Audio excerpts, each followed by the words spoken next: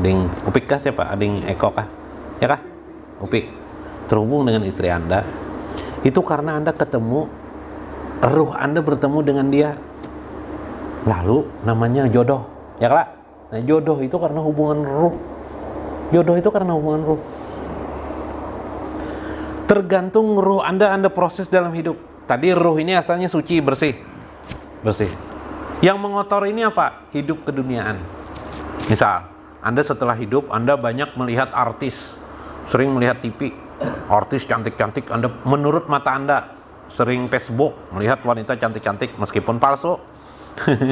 Ya lah, apalagi Instagram meskipun palsu, nyerami juga manusia ini ketujuh dibungoli. Ya lah, binian toh, perempuan toh, dibungoli oleh laki. Dia bilang nak tiap hari dibungoli laki ketujuh, binian dah ngarakan. Ikam nidingnya bungas tuh pembungas nih ikam nidingnya jadi pak kada ada lagi aku di jalanan kada ada pada ikam aja wah yang mau pada nang bini tunggut padahal kada bungas kada binian nih tapi gara-gara suami mengatakan seperti itu waduh berheporianya meskipun kada berduit suami ini ketujuhnya makanya banyak bebinian nakian ketujuh lo nakian kata berduit apa ilmunya yang suami pintar ya berhias kata kepada istri berhias kata. Siapa yang senang tuh? Ruhnya perempuan senang. Jadi ruh kita itu, maksud saya begini, ketika kita hidup, ada pendidikan, ada wawasan karena melihat Facebook, karena melihat TV, akhirnya terpikirlah perempuan cantik itu seperti ini nah, di alam pikiran kita. Lalu ketika kita mencari jodoh, akhirnya kita memilih yang cantik-cantik. Ya lah. Pasti biasanya orang menganggap itu cantik. Itulah ruh kita yang sudah kita didik, kita polesi, maka polesnya itu terciptalah. Lalu akhirnya dia menyorot juga. Nah, ini nasi ani cocok. Maka itu kadang-kadang dengan teman kita yang lain sering tidak berbeda. Menurut teman kita mungkin perempuan itu tidak cantik. Menurut kita cantik. Kenapa orang beristri bertambah istri? Di antaranya menurut ilmu sosial, ini menurut ilmu sosial, yang lalah istri yang pertama kurang cantik, istri yang kedua lebih cantik. Meskipun kenyataannya ada aja istri yang kedua, wah, alih sudah. Bagus istri pertama, tapi namanya ruhnya sudah terubah dalam hidupnya, terubah. Misalnya gara-gara istri tidak kurang bersolek, ada melihat perempuan suka bersolek karena dia sering melihat TV tadi itu cantik-cantik, akhirnya dia terpengaruh dengan rias-rias si wanita ini. Itulah akhirnya dia tertarik, tergila-gila dia. Siapa yang tergila-gila itu? Ruh. Kenapa jadi ruh bisa padahal ruh ini asalnya suci. Siapa yang mengajari? Kita yang mengajari ruh kita untuk tertipu dengan dunia tadi itu. Kita yang mengajari ruh kita. Oleh Al-Quran disebutlah saat kita seperti itu namanya an-nafs. Disebut dengan an-nafs atau disebut dengan nafsan. Karena apa? Karena ruh kita bergabung dengan jasad membuat kesepakatan-kesepakatan tanpa kita sadari. Melewati akal kita dan perasaan kita. Perasaan mewakili ruh, akal mewakili nafsan kita. Akhirnya terjadi disebut dengan nafsan. Maka nafsan itu bertingkat-tingkat. Lalu akhirnya ada nafsan amaratum bisu. Itu yang sering tergoda tuh. Pada saat itu tingkatan diri kita, nafsan kita itu adalah amaratum bisu, nafsu yang terjelek tuh. Tuh seperti binatang, hewan tuh.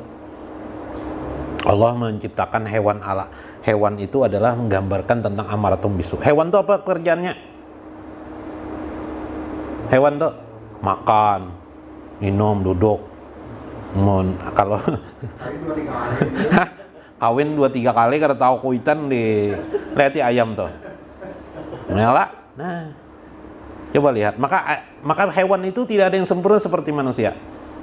Betul itu Pujian? Nah, contoh ini kisah. Ini sedikit berhubungan lah. Kada belu lucu kada nih, kada belu lucu. Kada lagi hampir ada belu lucu. Kambing melihat ayam saya. Jar kambing, bah ayam nih. Aksi Jepang baju bina bagus-bagus, warna habang, warna merah, kuning, hijau. Kalau ayam tuh betengger. Tapi jar kambing, ikam nih mah kemana-mana ke undangan, kemana lagi? Ada tahu di bahasa ikam nih, ke berjalan ke tempat ramai, tempat sunyi, kenapa? Berselawar handap terus jar kambing, apa ikam nih? Kada bisa aja, coba nang kayak kami nih nah. Ini selawar pendek terus jar kambing, coba kayak kami nih nah, selawar panjang terus nah, sampai ke bawah nah, baik ke bawah batis, selawar panjang, ya lah, celeti kambing tuh, ya lah, anu celananya panjang lah. Nah, coba berubah-ubah lah jar kambing hidup nih. Nih orang kambing mengejek ayam yang tidak sempurna.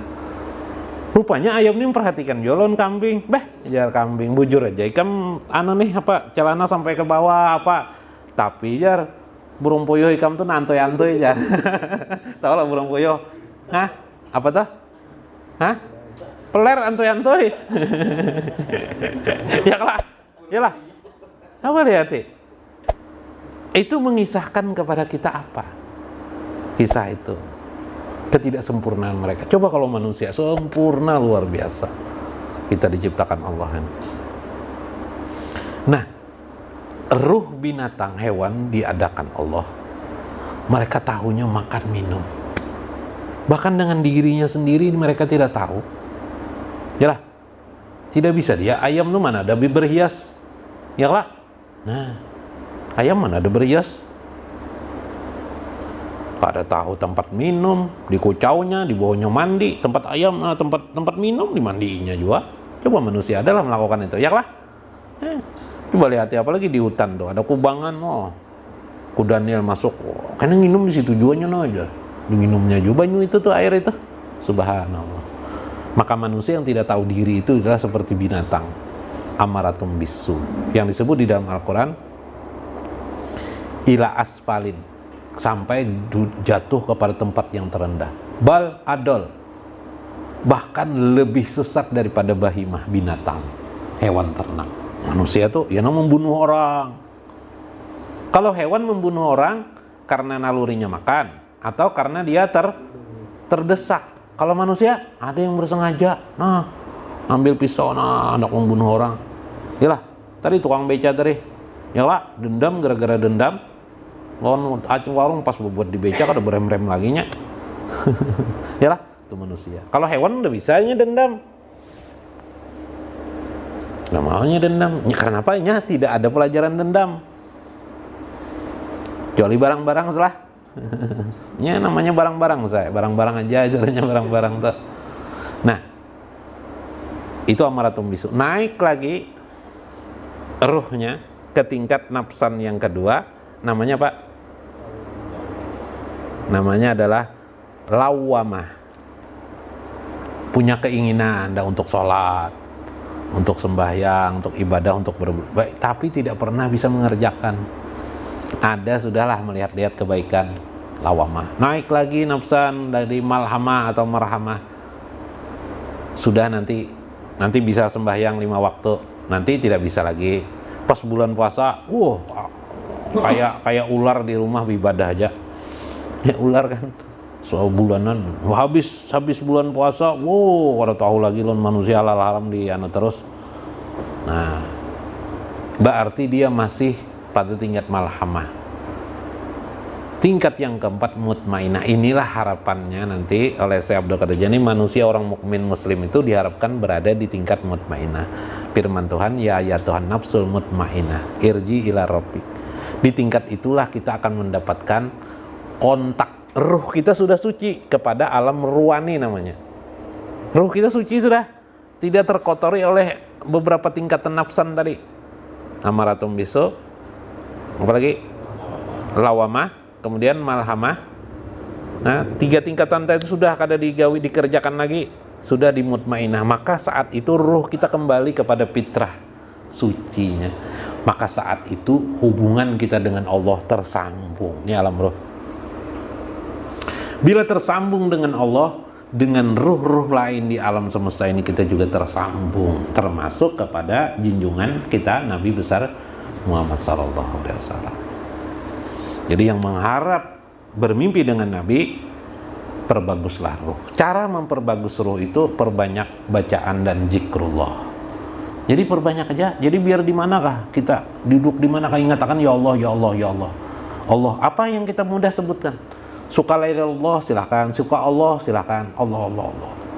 Suka subhanallah silahkan. Pokoknya mengingatkan kita kepada Allah. Aku suka membaca salawat, silahkan baca salawat. Dengan membaca salawat ingat kepada Allah, silahkan. Supaya ruh kita ini mengejar suci. Jadi kita imingi terus ruh kita ini. Makanya ada dalam Syekh Abdul Qadir Jailani namanya zikir ruh. Zikir ruh itu kan ada, kenapa? Zikir ruh itu ruh yang sudah tergores oleh zikir-zikir lisan kita dan zikir hati kita sudah tergores kelamaan.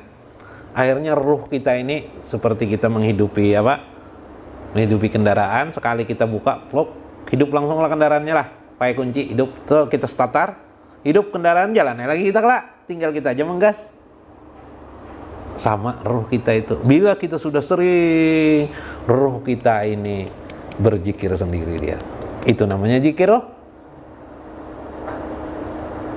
Nanti dia berhuruf bersuara, nanti tidak ada huruf dan suara. Nah, zikir 24 jam. Sampai kita tidur pun ruh kita berzikir kepada Allah. Akhirnya nanti buktinya di mana kita nanti melihat mimpi Anda. Bila Anda mimpi yang baik-baik, misalnya Anda bermimpi di padang pasir misalnya berzikir kepada Allah. Wah, Allah subhanahu. Atau Anda bermimpi di sana hendak disambar buaya, tapi Anda mengingat kepada Allah. Allahu Akbar. Jangan Anda dalam mimpi Anda nih misalnya nih. Subhanallah, Allahu Akbar. Itu membuktikan ruh Anda itu sudah zikrullah. Sudah zikrullah berarti itu. Atau dalam hari-hari Anda yakjatan atau yakojatan. Misalnya ada kan hal-hal terkejut tuh.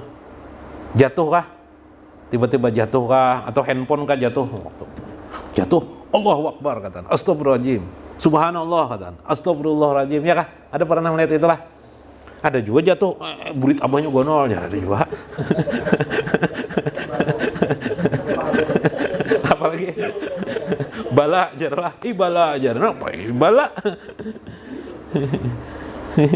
Ya lah, nah ya lah dan. Tapi kalau nya Allah berarti ruh itu ruh, itu refleksi itu ruh. Itu nanti makanya orang yang ada yang tabrakan, tabrakan. Allahu Akbar meninggal. Ada kan pesawat mau jatuh kan ada di TV. Allahu Akbar, Allahu Akbar. Pilotnya mengucap Allahu Akbar, Allahu Akbar. Itu ruhnya itu bereaksi. Itu kalau orang tidak biasa mengingat Allah tidak akan terucap. Makanya Nabi memastikan man akiru kalamihi la ilaha illallah daqalal jannah. Itu mengisahkan sebenarnya ruh manusia. Makanya Nabi mengatakan lakinu mautakum la ilaha illallah. Orang yang hendak meninggalkan dunia itu talkinakan dengan kalimat la ilaha illallah, memancing ruhnya supaya hidup untuk mengingat Allah. Karena dengan bacaan itu nanti dengan ingatan ruh itu salah satu supaya tidak terkena 300 kali bacokan pedang saat kematian. Ya kah, Pak Sep? Salah satu cara supaya Anda tidak terkena 300 kali bacokan pedang sakitnya waktu meninggal dunia, ruh Anda harus berzikir kepada Allah pada saat Anda meninggal. Nah, wallahu a'lam bishawab. Mudah-mudahan bisa dipahami. Wallahul muwaffiq ila aqwamit thariq. Assalamualaikum warahmatullahi wabarakatuh. Astaghfirullah Rabbi atina hasanatan fid dunya wal akhirah. Astaghfirullah Astaghfirullah Astaghfirullah Astaghfirullah Astaghfirullah Astaghfirullah Astaghfirullah Astaghfirullah wa minkas salam sallim lana wa fi dinina wal muslimin. Astaghfirullah Astaghfirullah Astaghfirullah Astaghfirullah antas salam wa minkas salam sallim lana ila subulis salam. Astaghfirullah Astaghfirullah Astaghfirullah astaghfirullah, astaghfirullah, astaghfirullah.